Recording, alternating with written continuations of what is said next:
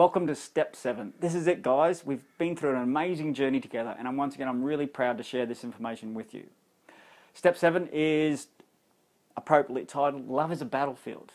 And I don't know about you, but what I'm currently seeing and feeling when I'm facilitating, when I'm doing agency work, is this growing hostility and conflict that's happening in the workplace. I don't truly understand it. I want to learn more about it and truly understand it, but for the purpose of this, I really want to give you some practical tools that you can begin to apply within your workplace, but also in the context of your own life, how to manage conflict. But some of the points we're going to be dealing with through this is looking at bullying, because once again, it's a real issue in our workplace. And you think about we work in such a caring profession. Why does it exist? How does it exist? Where did it come from? And how can we resolve it? How can we move through this stuff? You know, I'm really concerned about where our profession is when it comes to bullying and conflict, because it's a really hot topical area. So we're going to look at what bullying is, the effects of bullying. We know what they are. We know they're bad. We know they're damaging, and we know it's hurting our profession badly. We know grad nurses are coming out, getting into the ward, feeling this immense conflict and stress that's happening there, and are leaving in droves. It's wrong, and we have to change it. We have to change the culture of nursing now. Once again, if we step back to a few steps, it's all about taking greater responsibility and accountability, one for ourselves, but also for our workmates. We need to look after each other. So we're going to look at some characteristics of bullying. What does it look like in the workplace? Once again, every person who's been through my live training has reported significant conflict and significant bullying. And once again, it has to stop. We have to deal with this right here and now, and we need greater leadership to drive it. I'm really passionate about this, guys. Once again, looking at some warning signs of conflict in the workplace. And once again, they might be subtle, but the damage they do is quite significant. So once again, we need to understand what are some of the warning signs in your work environment. So understanding that. And then once again, of course, giving you some strategies, giving you some practical strategies that you can apply in the workplace, but also in your personal life. So once again, guys, sit back and enjoy. This is a really heavy unit, so once again, you might need your pen and paper, or you will need your pen and paper, but you might need to pause it, because there's a lot of information that we're jamming into this one. It's a really heavy topic, but it's also quite a significant one, as I think you would agree. So once again, thanks so much for joining me, and I'll see you at the end. Take care. Step 7. Love is a Battlefield. Just love that song. But working and living inside our current health system and inside the nursing profession, I can honestly say there's never been a greater song that's more relevant to our profession, which really, really saddens me. But this constant competitiveness, this constant conflict, this constant low morale, the constant high levels of stress. It really saddens me to think our nursing profession, our such a caring profession, has become such a battlefield. And this is our last session together in the 7 steps. So I'm finishing off with this deliberately, but also wanting or needing you guys to once again take that greater responsibility and greater accountability for making our workplaces better, more healthier, more happier, more productive. And I can't do this by myself, guys, and I really need your assistance. So once again, we're just going to look at some general overviews and definitions of what bullying is, what it looks like, the effects, some characteristics, but then get into some practical strategies. And this is by no means the entire strategies for managing conflict and for managing bullying in the workplace, but I'm hoping it just gives you some guidance and some support to look at some of the basic things that we can do. So, as I said, welcome to our final session in the 7 steps for building resilience. It's been a great pleasure to be able to share this information with you in the privacy and comfort of your own home. And I'm really hoping that you've been able to take some stuff away and to be able to apply it to your own personal life as well as to your work life. And I was doing some research the other night, and research says that really we spend a third of our time at the workplace. So instead of looking for that work-life balance, let's look for a life balance because we spend a lot of time at work. And if work can become a much happier and healthier place to be, it'd be such a different world. We could do such great things. But let's get into it. Step 7, love as a battlefield. Once again, the very first area we're looking at is bullying. And as I said, I've seen and felt it firsthand within the profession. So what is bullying? There's various definitions, but here are some. Bullying is any verbal, physical, social, or psychological abuse by your employer, manager, other persons, groups, or groups of people. It can happen in any type of workplace, from offices to shops, cafes, restaurants, workshops, community groups, government organizations. But for the purpose of really relating it to you, as I mentioned just a few moments ago, it's bullying is alive and thriving in our current workplace, in our health departments, in our units, in our wards. It's everywhere. Bullying can happen to volunteers, to work experience students, to interns, apprentices, casual and permanent employees. Some types of workplace bullying are criminal offences, so be aware of that. If you have experienced any violence or assaults or stalking, you can report it directly to the police. So we're going to be looking at the spectrum from mild bullying, I guess, to a better word, to the extreme. And definitely the extreme comes in the form of violence, assault, and stalking. So once again, if you've experienced this, guys, it is a legal issue. It is a criminal offence. You should not be treated like that, and you should take action. All right, I've probably said enough there. The effects of bullying, and this is what really concerns me, and particularly our healthcare, and particularly our young graduate nurses. But they're incredible, the effects, and incredibly harmful effects. From, if we go through this list, we're looking at some of the generic definitions of the effects of bullying. Once again, severe psychological distress, sleep disturbances, and general feelings of just feeling yuck. Anxiety is a huge issue. Physical symptoms such as stomach aches, headaches, and general ill health. Unable to work, reduced output and performance. To me, this point rings alarm bells. And I think it's one of the most cruelest things we can do to another human being. And that's to beat down their self-confidence, to beat down their self-esteem. And sometimes it can even lead to suicidal behavior. And we've seen that. We've seen that on a regular basis. People will take drastic actions to get out of their pain and discomfort as a result of being driven there through causes such as conflict and bullying. And that should not happen in our society, or should not happen in our profession, our caring profession. Something is very, very wrong when this stuff is happening. And to take away someone's self-confidence and self-esteem, I believe, is one of the worst things we can do to another human being. I've mentioned it before, but one of my key drivers is to really build my confidence and self-esteem, not my confidence, but the confidence and self-esteem of my children.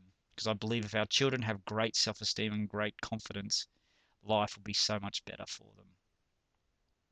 But let's keep going on. As I said, these are generic effects. It's going to be different from person to person.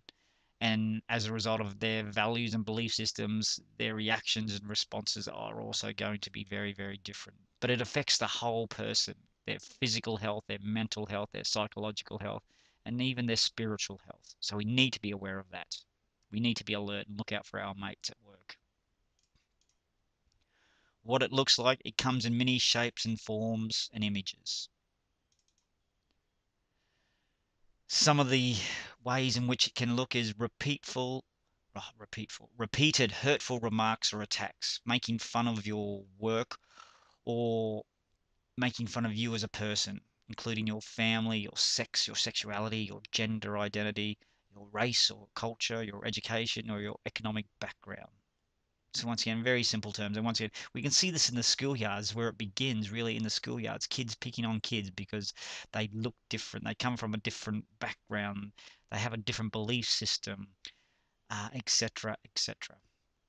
Next point, sexual harassment, particularly stuff like unwelcome touching and sexual explicit comments and requests that make you feel uncomfortable. So once again, this is about trusting your gut feeling. If you're in a space, in an environment, and you're feeling emotionally uncomfortable, that's an alarm bell. You need to pay attention, people. Please pay attention, particularly when it's of a sexual nature. Next point, excluding you or stopping you from working with people or taking part in activities that relates to your work. And last point, intimidation, making you feel less important or undervalued. Interestingly, I did some time as a pharmaceutical rep, and the company got bought out by another company. And this was actually one of the strategies they used when the companies merge, is to give people undervalued jobs and tasks that they do. So it actually forced them into making a decision to leave the company, because it's without making them retrenched. If they could make it uncomfortable, make them feel undervalued, make them do meaningless tasks, it was a really good strategy, but really goes against my principles and values. But this, once again, what it can look like.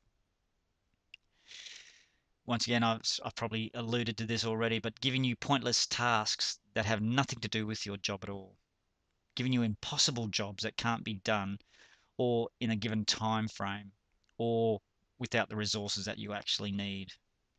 Deliberately changing your work hours or schedule to make it more difficult for you, or deliberately holding back information that you need to get your work done properly. I experienced this once again through my pharmaceutical role. Really interesting, great learning experience, absolutely painful, but nevertheless, for me, it was a really good opportunity to assess my resilience, assess my ability to deal with this stuff, and I think I did it really well. It took a lot for me to really look at myself, to self-reflect, and to make sure that I wasn't imagining some of this stuff, and I absolutely wasn't. But as I said, it was a painful time, but also for me a great learning opportunity. But once again, you can reflect on some of these points to see if you or loved ones have been in similar situations. Pushing, shoving, tripping, grabbing you in the workplace. This is more evidence of what it can look like. Attacking or threatening with equipment, knives, guns, clubs, or any other types of objects that can be turned into a weapon. I'm getting a bit drastic there, but nevertheless, some workplaces has had this exposure. Playing mind games, ganging up on you, or other types of psychological harassment. Initiation or hazing, where you are made to do humiliating or inappropriate things in order to be accepted as part of the team. This used to be, once again, an initiation in some of the trades. So, but we can still, or I can still reflect with some of my nursing colleagues that have been in nursing for 20 years when we first started the going to get some fallopian tubes from the lab. What else were we asked to do? Some really interesting things, but some funny things, but all once again in the context of things, it could be perceived as bullying. So once again, we have to be really, really careful how we treat each other in the workplace. But once again, these are just some observations of what it can look like. So once again, just some reflective time for you to think about your own workplace, your work environment, and your family and friends and your loved ones in those environments. Are they experiencing any of this stuff? Once again, we need to give them space to be able to share and debrief, so we can once again come to an appropriate outcome if this is happening to someone. But moving on, let's look at some characteristics. This is really interesting. Once again, because I'm into human behavior, but looking at some of the characteristics of bullies. So they say they may witness physical and verbal violence or aggression at home. They have a positive view on this behavior, and they act aggressively towards other people, including adults. They're often physically stronger, may or may not be popular with others, have trouble following rules, and show little concern for the feelings of others. If you can go back to my performance model in step 1, and then step 3, looking at values and belief systems. I would have mentioned in both that things like domestic violence, like long-term unemployment, like child abuse, and for this context, bullying and conflict, it is a learned behavior. What we expose our children to at that young age of 0 to 7, the imprint period, they will take on as a belief system. They know no difference. So sometimes it's really hard to blame them when that's what they're exposed to at home on a day-to-day basis, which is absolutely tragic. And we actually need to intervene and to take that child out of that environment. But this is where it all begins at home.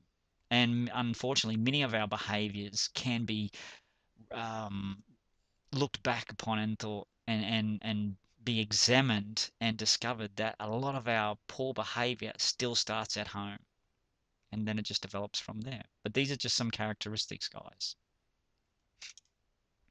Many bullies think highly of themselves.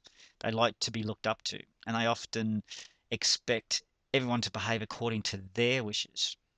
Once again, children who bully are often not taught to think about how their actions may make other people feel. So once again, very much around the emotional intelligence. So we can teach this, and we know that by teaching emotional intelligence, you can improve the quality of people's lives dramatically, particularly their level of happiness and satisfaction. But once again, this is just helping you understand that children, our key precious resources of our future, need to need to be aware of this stuff and where it develops from. And now, being a parent, I take full responsibility and accountability for making sure my child knows that it's not right and it's not appropriate to hurt other people's, particularly their confidence and their self-esteem. I'm very, very much against that. Children who bully are at risk of school failing or dropping out and committing criminal acts in their later life. Once again, some really good research that shows, yeah, kids who are bullies and or get bullied at school are quite easily can head down the wrong path. They also use drugs and alcohol and other forms of agents. Um, I think it's associated with their poor self-esteem that they have themselves. But yeah, they're often bigger users of drugs and those types of chemicals. And my last point, which is highly bolded, it is a learned behavior. We teach our children how to do everything. They learn from us at home. They go to school and they'll continue to do what they do at home at school. They'll then move into a career path or into an occupation or into an organization and take that same behavior. If they're emotionally unaware, if their emotional intelligence score is low and they're totally unaware of how their behavior, their verbal, their actions, their non-actions can affect another person's confidence and self-esteem. But I can't stress enough, it is a learned behavior. It is a learned behavior. Therefore, it can be unlearned. It is absolutely treatable. I think I've said enough there, but I'm hoping this gives you a sense. I'm very, very passionate about changing the current culture of our nursing profession. It should be one of much more compassion and love, not only towards our patients, but towards each other.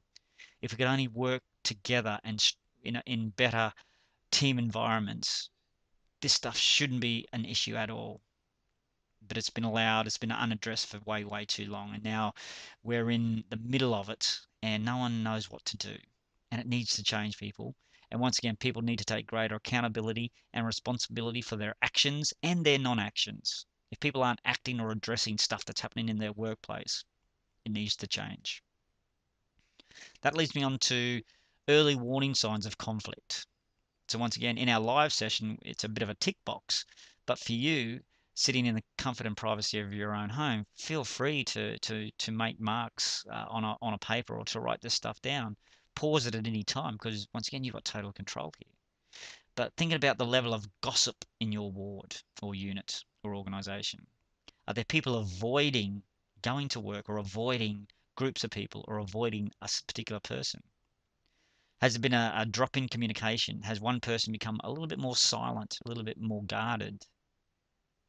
Exclusion. Do people get excluded? Are you aware? I'm very aware of my own body language. I'm becoming more aware of it every day, but also how my mood can influence someone else's moods, and also how excluding people can really make them feel awful about themselves. And once again, I had that experience in the pharmaceutical role. Absenteeism is a dead giveaway. If you're in charge of a ward and you're beginning to see one particular person or particular people having more and more sickies, something needs to be looked at. They need to have a chat to see what's actually going on. Change in decision making styles. Once again, the way we make decisions is very much tied up into our values and belief systems. And if there's been a sudden dramatic change in decision making style, to me that's a warning sign that something's going on, something's changed and needs to be explored. But once again, just think about your current organization, where you're currently working, the level of gossip, people avoiding other people, drop off in communication between people or a certain person, people getting excluded, high absenteeism, and just a change in decision making styles. More warning signs include mood changes, high staff turnover, negative body language, recurring problems, complaining and arguing, and changes in social patterns. So once again, to me, this is writing on the wall for any organization, any ward, any unit where mood in the ward is low. And now, one of my great, I guess, mentors in the emotional resilience and in the emotional intelligence arena, called Daniel Goleman, has done some amazing research and has discovered that low moods, or disempowered moods, and wards who have a low mood or a low happiness and satisfaction scale or rating actually also have poor patient outcomes compared to wards that are much happier, more fun to be in. So once again, be aware of the mood of your ward. Every ward has a different mood or a different feeling. And if that mood is low or negative in any way, it will directly impact our patients. And that is wrong as well. So we need to address that. If you're a nursing leader and you're aware of it, it is your responsibility and accountability to do something, to intervene, and to make the workplace a happier, healthier workplace. So not only the staff benefit, but the patients benefit as well. High staff turnover, absolute dead giveaway. If you can't keep staff, if staff are moving through wards at a high number, something is wrong. Management needs to step in and look at what's happening. Negative body language speaks volumes. How many times have you been sitting there waiting for a handover and someone just wanders in, throws their bag on the ground, slumps in a chair, has a big sigh? Life is awful. I know so many negative people. And once again, Daniel Goleman's research suggests that these negative people have big influences over the mood of the ward. Once again, that needs to be jumped on very early. Recurring problems makes a lot of sense. If there's constant problems, errors that are occurring in the ward, it needs to be addressed sooner than later. The level of complaining and arguing. If there's obvious complaining and arguing, I've seen nurses yell at each other across a patient. How unprofessional is that? How do you think that patient must feel? What must their recovery be like? And I've seen nurses just arguing behind closed doors or in the hallway where the general public can see them. Unbelievable. Once again, just a high sign of a lack of emotional intelligence. And once again, changing the social pattern. If people have dropped off socializing internally, once again, it probably just needs to be investigated. Now let's look at some causes of conflict in the workplace. Once again, this shouldn't be a surprise either. Role ambiguity. I always get that word wrong. But is the role vague? Do they know what's expected of them? Do they have a job description that they can follow? But anything that's vague or doesn't quite, that you can't understand in your role, once again, it's only going to be a source of potential conflict. Perceived inconsistent or preferred treatment. Absolutely, you'll have some staff member who may be perceived as getting better treatment or better rosters or more time off or more leniency for whatever reasons. So once again, just be aware of that. My favorite, point 3 here, different values, beliefs, and interests. Once again, that famous Buddhism quote, when the two people are in conflict, it's not the people, it's their belief systems. So be aware that our values and beliefs that are very, very subjective, but very, very powerful, and also sometimes very unconscious, will clash with people from time to time. So we need to be aware of that and then have strategies to be able to say, okay, well, that's how we deal with it and work with it together. Misunderstandings. Once again, I can't stress enough being careful the way you write texts and emails. They can be open for misinterpretation deliberately. So please be very careful with the way you word emails and text. They can be easily misunderstood. Once again, the competition for limited resources. There seems to be this growing competitiveness within nursing, which I don't quite understand, but really interests me. So if anyone can help me, why is there such a competitive element out there these days? I'd love to hear from you. Once again, being prejudiced or ignorant and cultural differences, all once again really wrap up or are very much linked to values and belief systems. So sometimes it's hard not to be prejudiced. Sometimes it's hard not to be ignorant or culturally insensitive to people's differences. But once again, it's all about being aware of self. Therefore, you'll be much better equipped to be aware of others and to understand others. These are just some of the causes. So once again, think about your current workplace. Is there any part of your role that's a little bit vague that you don't really understand? Are there any people who you believe are getting preferred or inconsistent treatment? Are there clashes of values and belief systems? Is there constant misunderstanding? Is there a level of high competitiveness? And for what purpose? And is there any cultural differences that are causing tension because of people's ignorance and prejudices? Different personalities and communication styles. Once again, a classic presentation. This image kind of depicts a little bit of that non-verbal behavior, but the way we communicate, we all have very different ways of communicating. Once again, it comes down to that awareness, that emotional intelligence awareness of how we actually communicate. Poor performances, limited information, poor communication, reaction to change, and burnout attitudes. Once again, very much alive in our current health system, particularly here in Brisbane, in Queensland, because of the dramatic change, the reaction to change that is happening. There is poor communication. There is limited information going out there. And that shouldn't be. We should all be aware of what's happening and what the plan is instead of just this surprise. And we are, as a result of all these burnout attitudes, we are performing worse. Think about, I'm sure our patients are suffering. I don't know if it's being measured, but I totally believe because of the current state of our healthcare profession here in Queensland, there will be poor patient outcomes, and that's not fair. It's not fair to the organisation. It's not fair for the families. This could be our loved ones one day, and it might be sooner than you think. So once again, the way you leave your healthcare system for the future is going to really serve or not serve you and us as we continue to age. And we may or will ultimately have to use a health service in the future. How do you want your experience to be if you're a patient or when you're a patient? I know I want professional nurses who can communicate to me, who can listen to me, who make me feel cared for, who make me feel valued, but also make me feel safe. So, guys, once again, I think it's all of our responsibilities, and we're all accountable to make our workplace a better workplace. Once again, we're just looking at some causes or potential causes of conflict in the workplace. So, once again, if this list really resonates with you and you feel it, take it to your manager or take it to someone who can begin to investigate and make a difference. Because once again, don't you deserve to work in a workplace that makes you feel great about yourself as well as you giving great personal care to your patients? I know I am. Just a very brief summary of conflict. Conflict commonly occurs when people perceive that their needs are being threatened by others or that their views and opinions are not being heard or valued. It's a great sentence, that. Some of these causes are systematic, and we know that. If systematic issues such as role ambiguity, limited information, poor performance management are identified but not addressed, the morale of the team can and it will be lowered, and individual staff will and can feel increasingly helpless and angry. This creates just a fertile ground for interpersonal conflict. And once again, that's what I'm seeing every shift. I'm seeing and feeling nurses burnt out. They're angry because they don't feel valued anymore.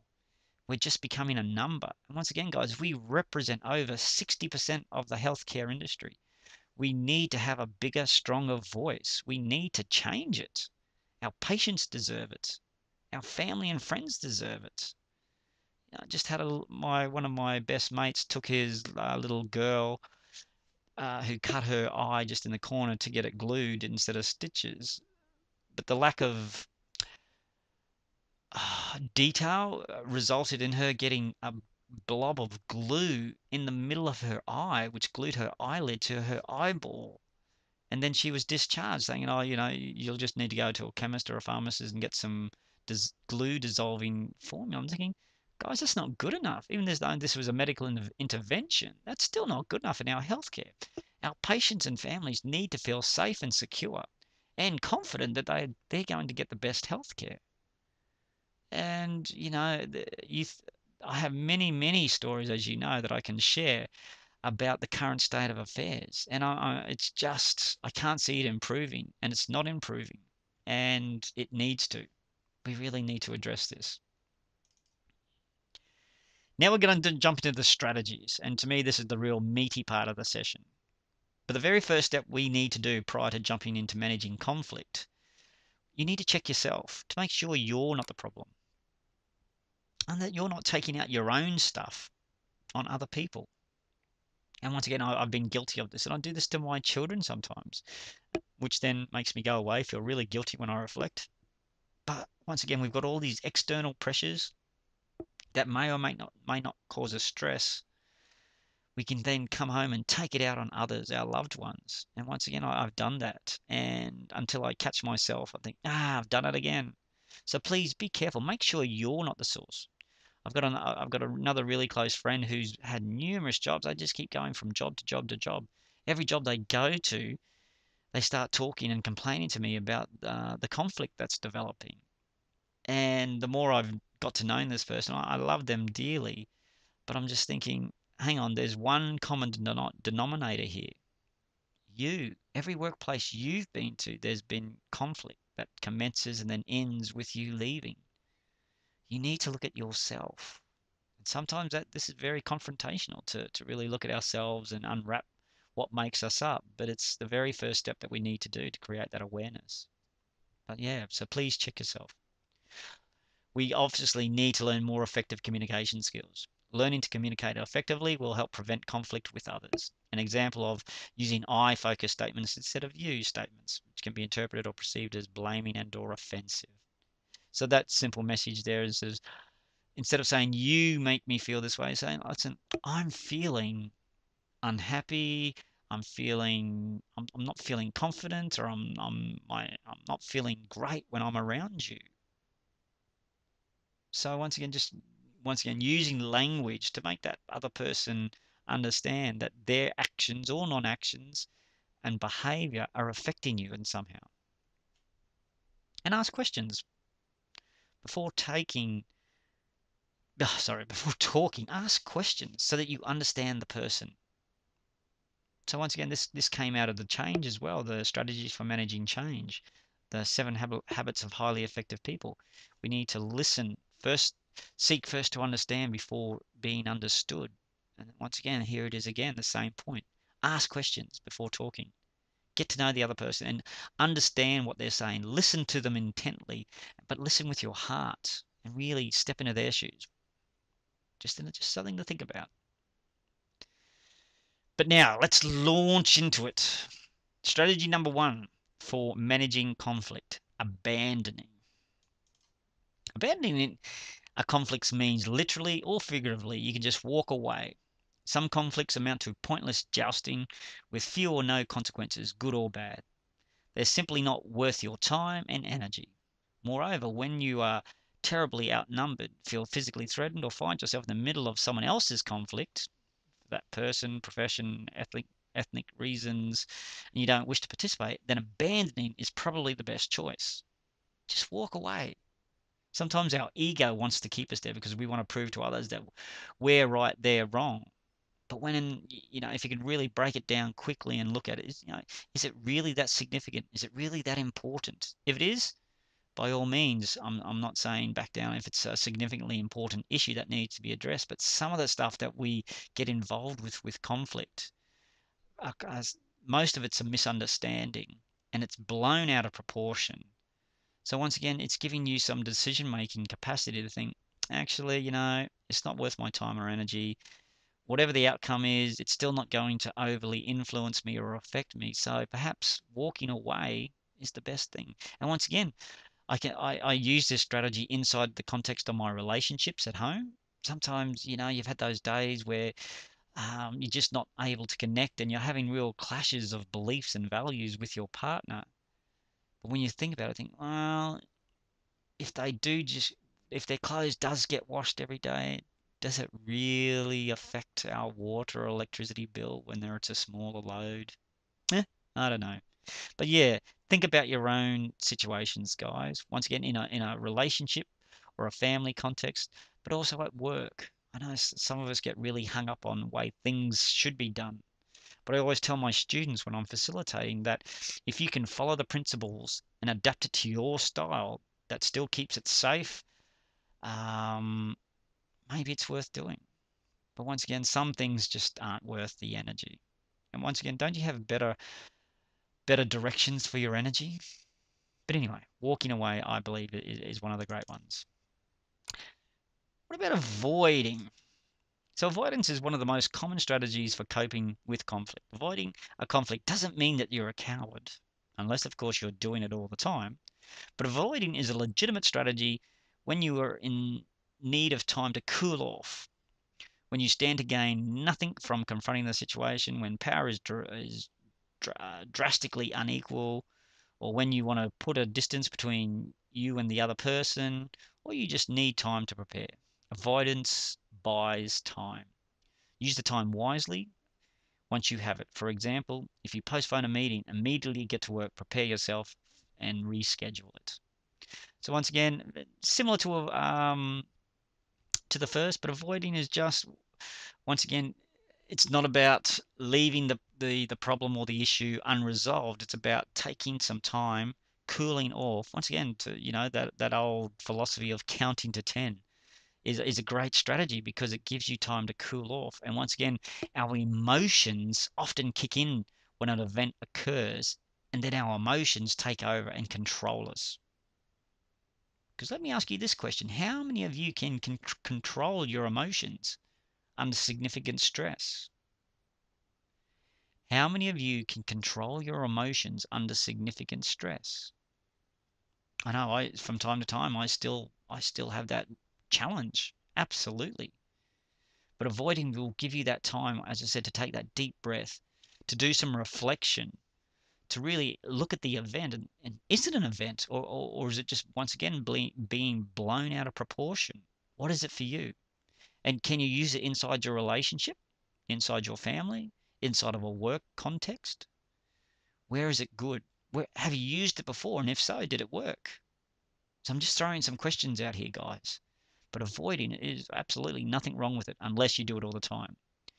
We're just saying avoiding just can give you that space and time for processing and then to get your argument together. As long as you can deal with it eventually in the short term, not the long term, because you don't want it to go untreated.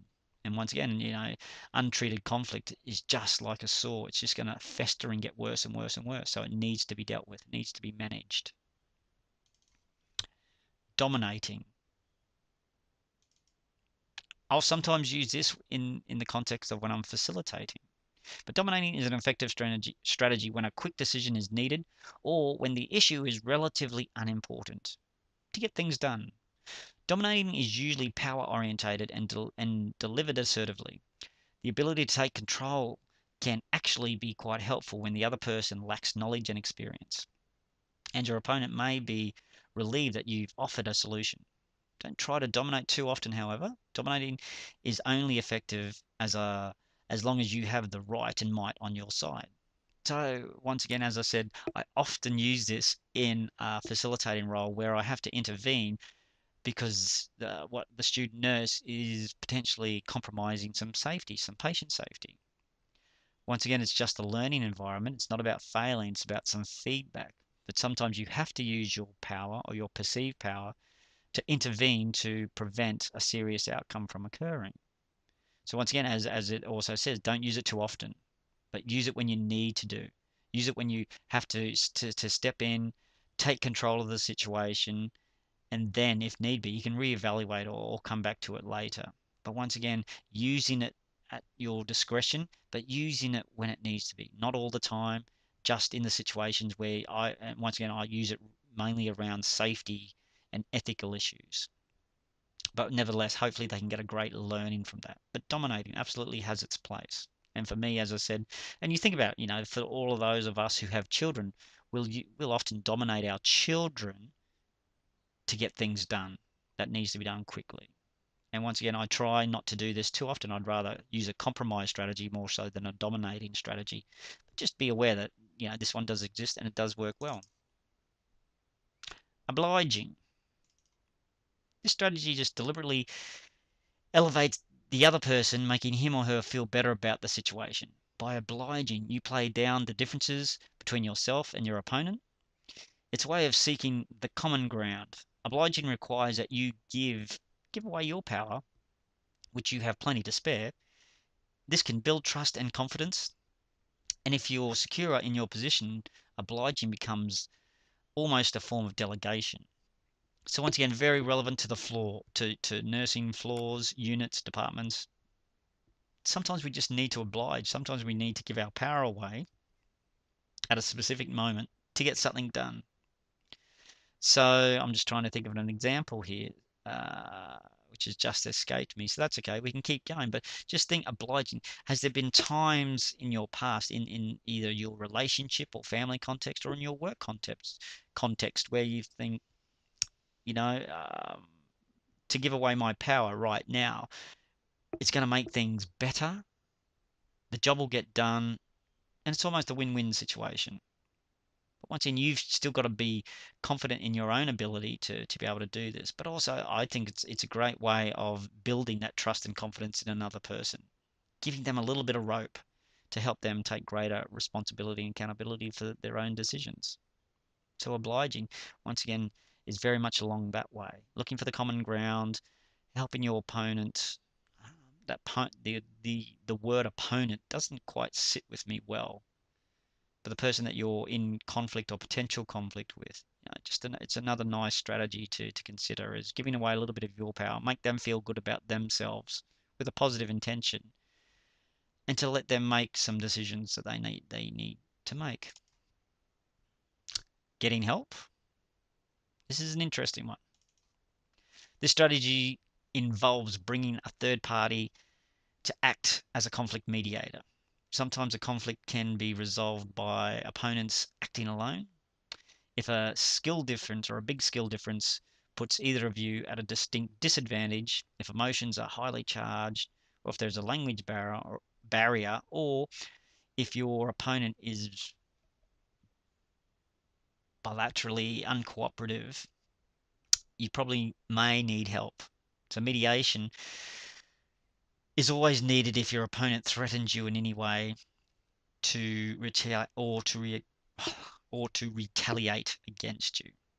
So for this strategy, I believe this is a really complicated one and complex one, because to get a mediator who's completely neutral to you and your event and the situation is really challenging.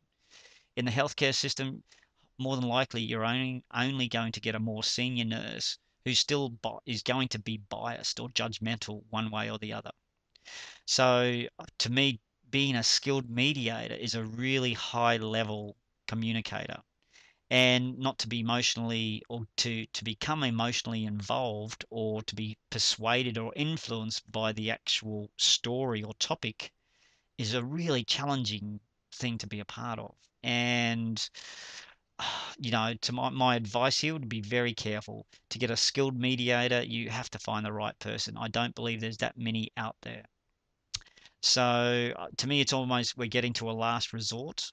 But once again, if the person that you're in conflict with, or the groups of people that you're in conflict with, you may need a skilled facilitator. But please, do your homework, do your research, find the person that's going to best suit the organization, and hopefully, once again, looking for that win-win scenario. To me, quite often, finding a win-win scenario within a conflict situation can be difficult. And I think a highly skilled mediator absolutely has their role, but finding the right person at the right time sometimes can be challenging. But it's still an absolute strategy for getting help. Humor, I love humor. This is one of my favorites, and I use humor a lot, particularly in the context of my family and my children. So using humor to diffuse a conflict can be particularly effective if you and your opponents are peers, or if the conflict is not a isn't too serious or terrible.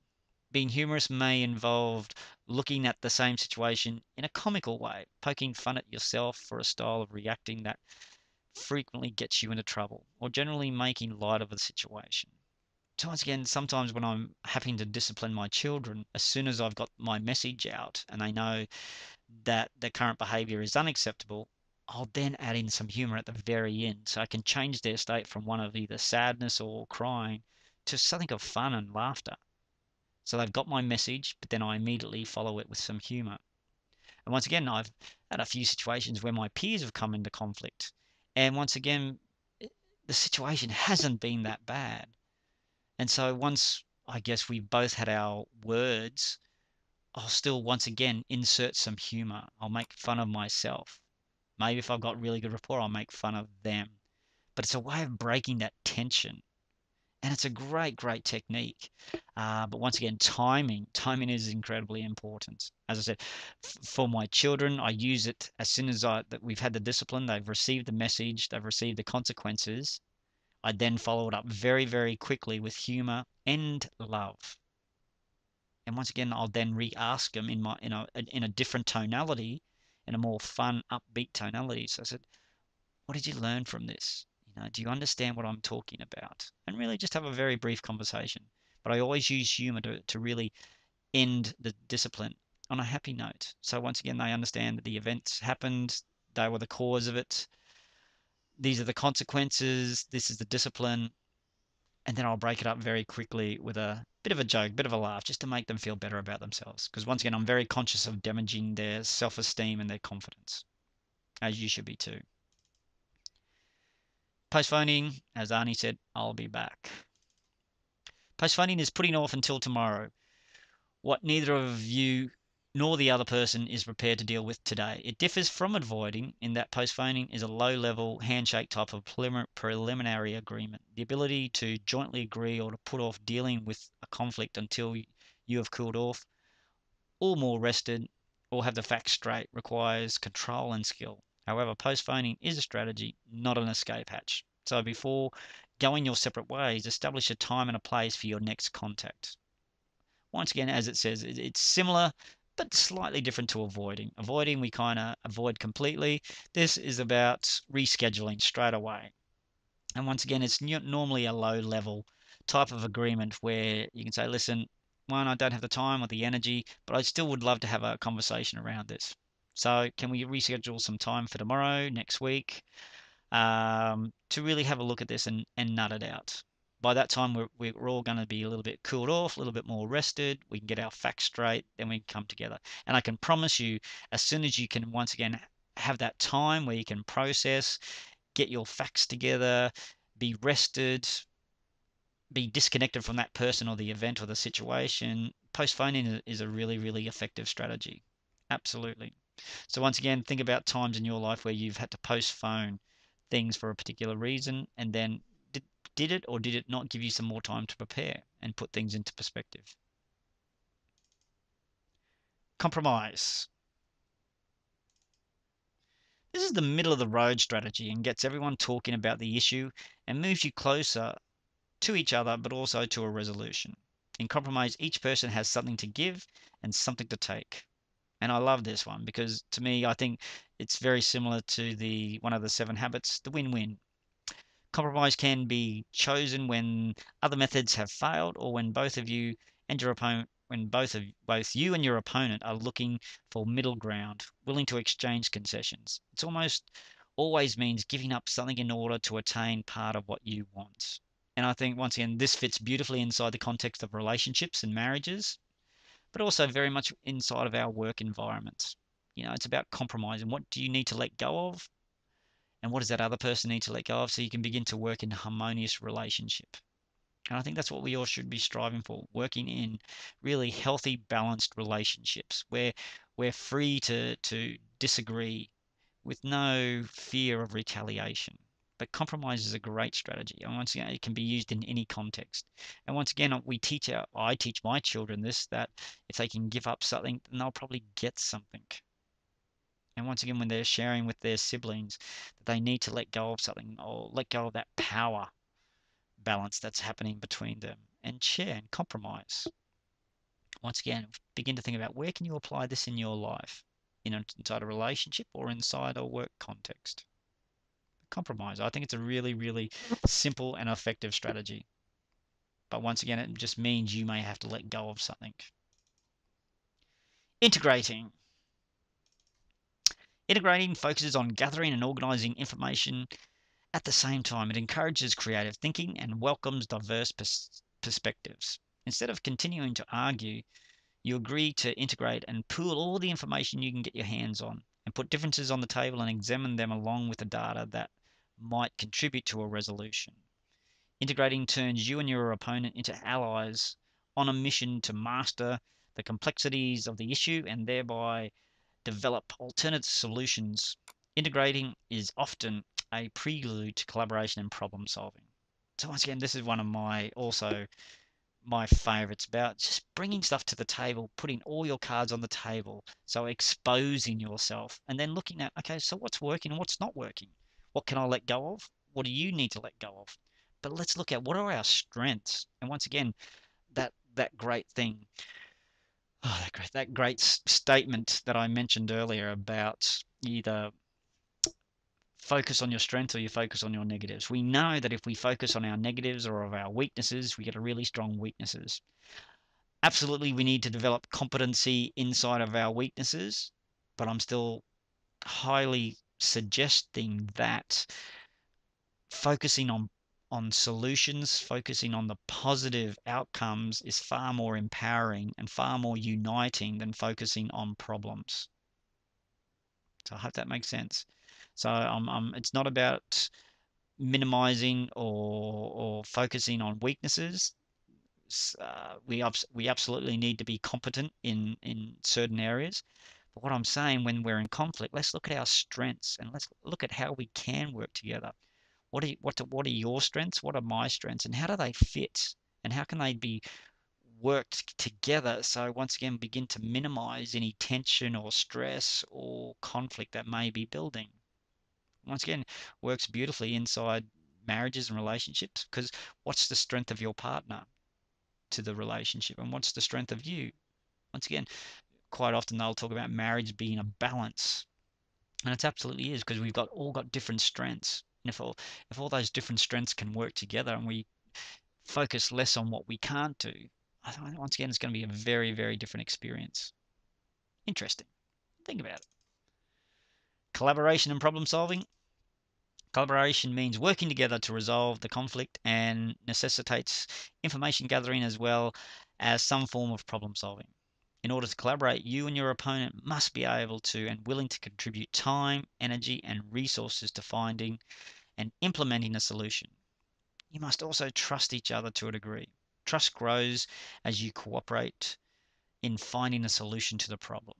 And once again, this is also another favorite of mine. It's just about working together, collaborating.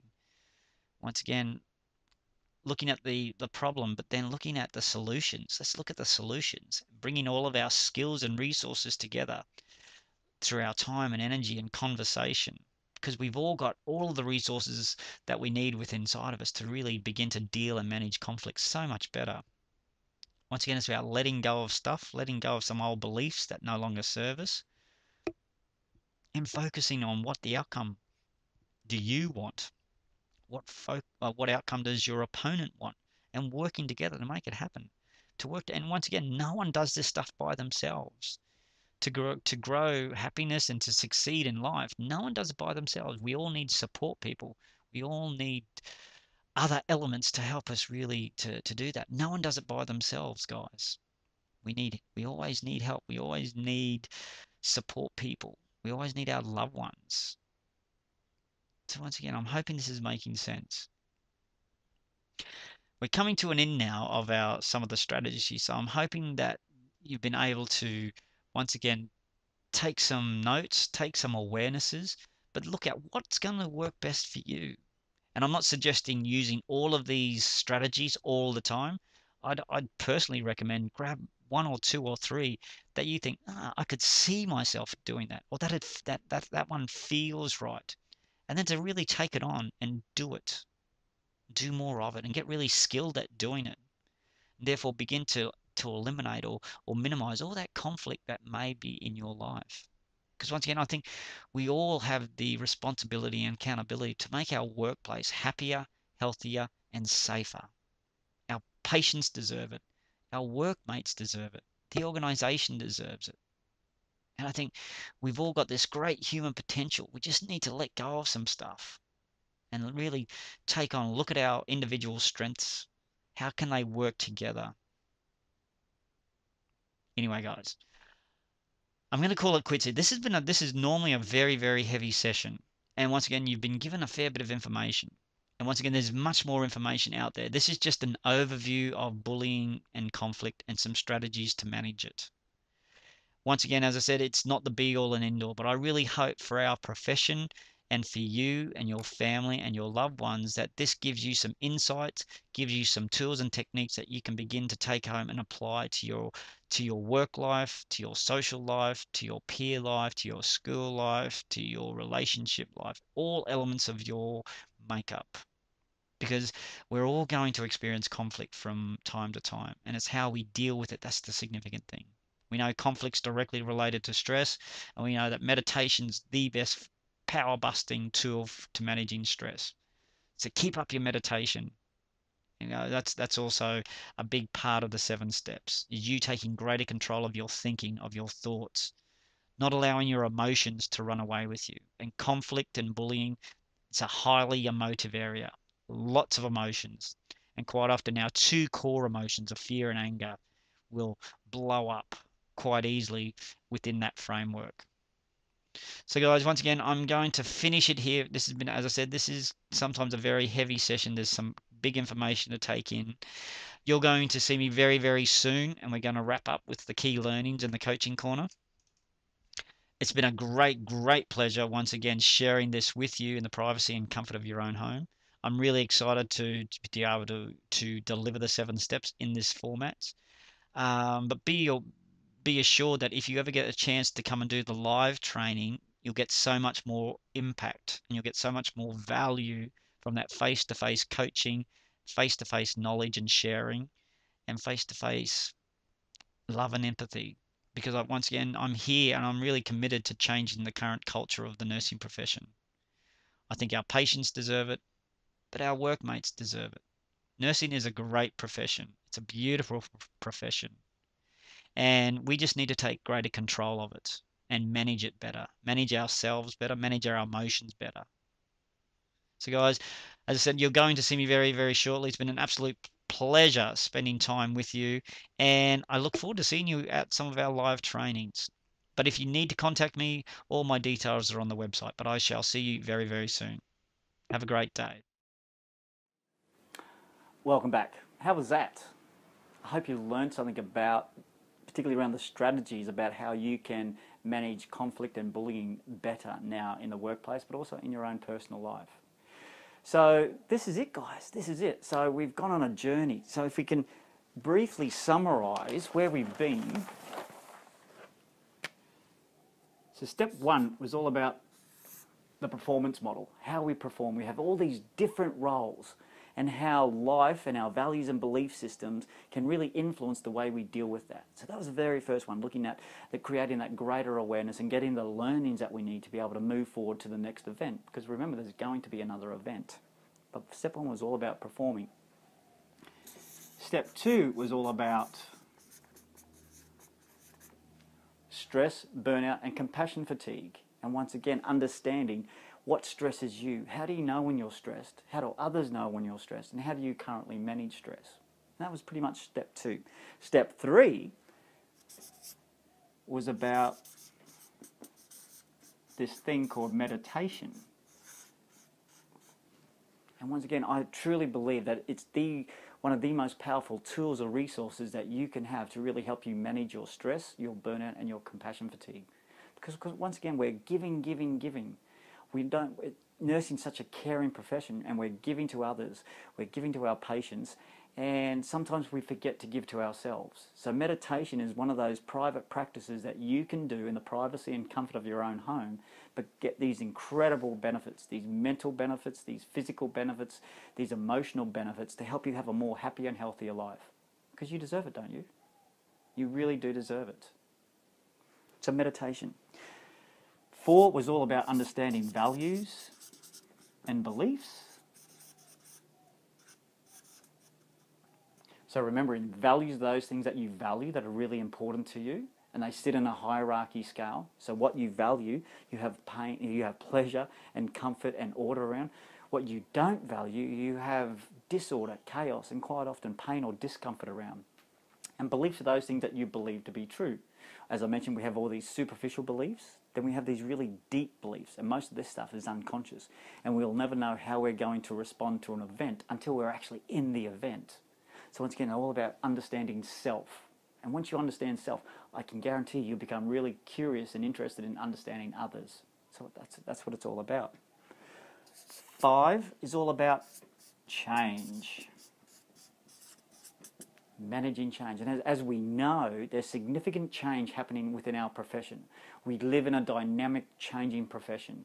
Some people do change really well. Others, it's a little bit more complicated, a little bit more painful, or a little bit more discomfort around change. But we looked at those 7 powerful strategies of how you can manage change. And then we looked at some of those 4 decision-making tools that can be really useful for when you're in that change process. In Queensland Health, we're going through some dramatic change.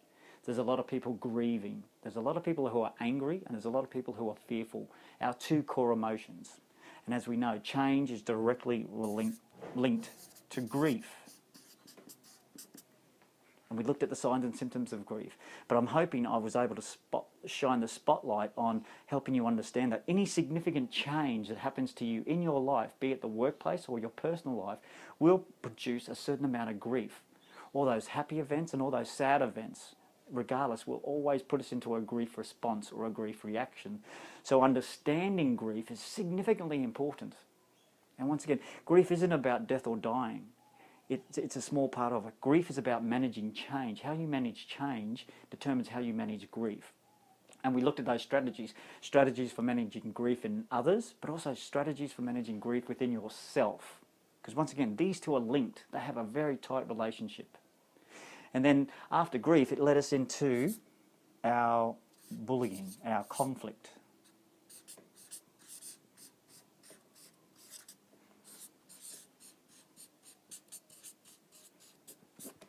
Nurses eat their young. There's never been a much truer statement stated.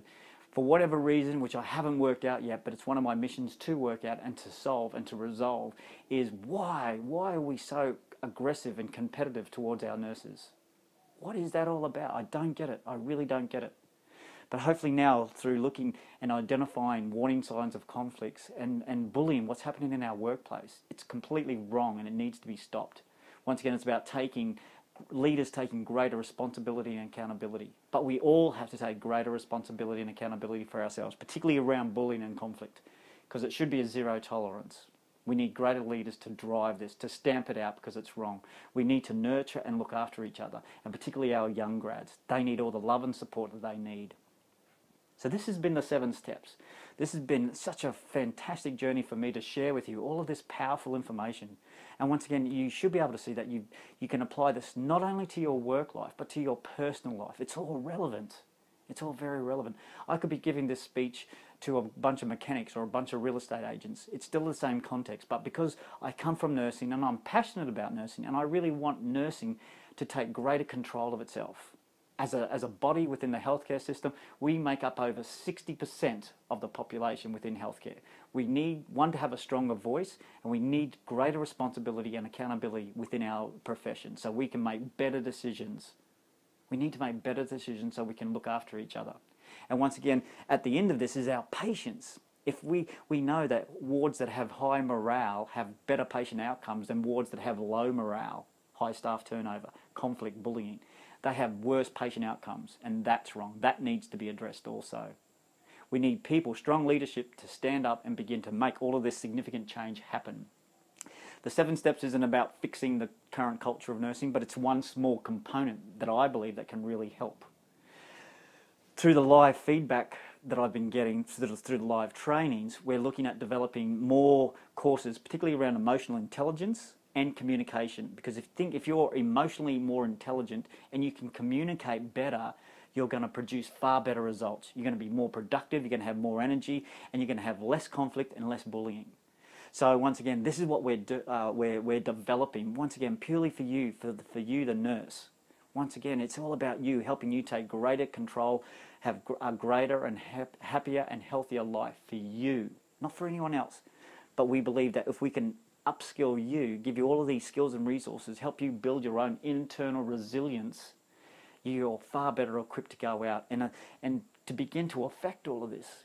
Gandhi says, be the change that you want to see. Be the change that you want to see. You can begin to initiate change in your workplace that's for the greater good. That's for the good of the patient, but also for the good of the ward, for the staff morale. And we're beginning to build our profile, and what we're seeing, we can bring this to your workplace. As I said, you're going to get far much more benefit from the live training, but I'm more than happy to bring it to your workplace. If we have the numbers there, we don't need much. We just need a room, some chairs, a computer, and a data projector. We can just bring it to you, run the live training, and begin to really upskill all of your staff with emotional intelligence, with emotional resilience. Imagine that. Can you imagine having a ward full of nurses that are so much more aware of themselves, therefore they're so much more aware of others, they're aware of their patients. Imagine understanding your patients' values and belief systems, how you can communicate inside of that and have greater impact. Because I still believe our patients need to take greater responsibility and accountability for themselves as well. Why can't we teach them? Why can't you? And also, we understand that the general public, there's this growing issues of violence and conflict that we see on the news every night. Why can't us have nurses have greater impact on the community and begin to teach our patients and their families that, one, it's not acceptable, but two, give them some take-home strategies as well. Once again, we're all connected, guys. We're all connected. The nursing profession is one component of our community. But once again, if we all begin to take responsibility and accountability for our actions and our non-actions, it can be a very different place. So once again, we can bring this stuff to you. We can bring it to your workplace for your own convenience. But I'm truly grateful, and I'm truly privileged to be able to share all of this information with you in the privacy and comfort of your own home. And you can email me and phone me anytime with any other questions or resources that you think you may want or need. I'm here to help you. My mission is to change the culture of nursing. I can't do it by myself. I need supporters. I need advocates. I need people to stand up and begin to look at it and say, this is wrong. We need to change the culture of nursing. We need to inject this stuff into our current culture. So once again, guys, thank you so much. It's been an absolute pleasure sharing all this information with you. All of my details are on the website, my email and my direct phone number. Would love to help you, would love to help your ward, would love to help your organisation achieve greater results, greater outcomes, and build that emotional resilience. Because once again, when you're truly resilient, when you're really comfortable with who you are and you understand who you are and what makes you tick, you're so much better prepared and equipped to deal with any stuff that can be thrown at you. So guys, take care, and I look forward to seeing you with a new concept, with a new program, but also I can come to your workplace anytime, anywhere. Take care and look after yourself and look after each other. Thank you.